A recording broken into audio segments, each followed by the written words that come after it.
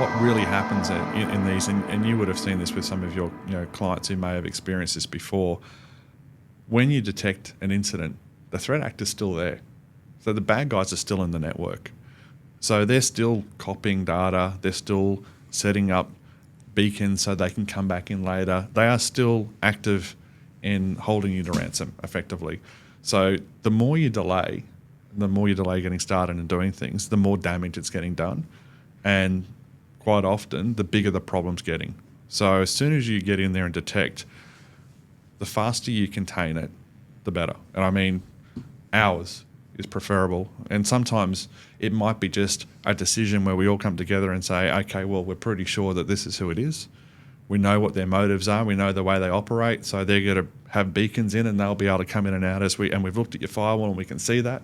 So let's make a call, or we got to pull the plug on the internet right now and get them out. Now, if you do that in an hour, all of those other issues disappear. You can make a call and you say, okay, we've got them out. Let's start to make some decisions around how we get them out of this network and eradicate them, and then get the business back up and running. And then what should happen is those tasks happen together. So you want to be restoring and recovering at the same time your forensics and your IR guys are doing their thing. Yep.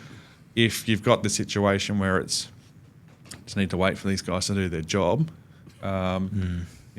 everyone's frustrated.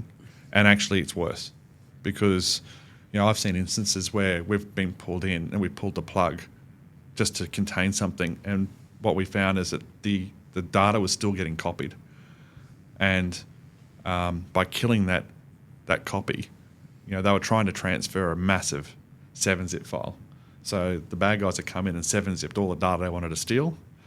They started transferring that. We pulled the pin halfway through it. They get nothing.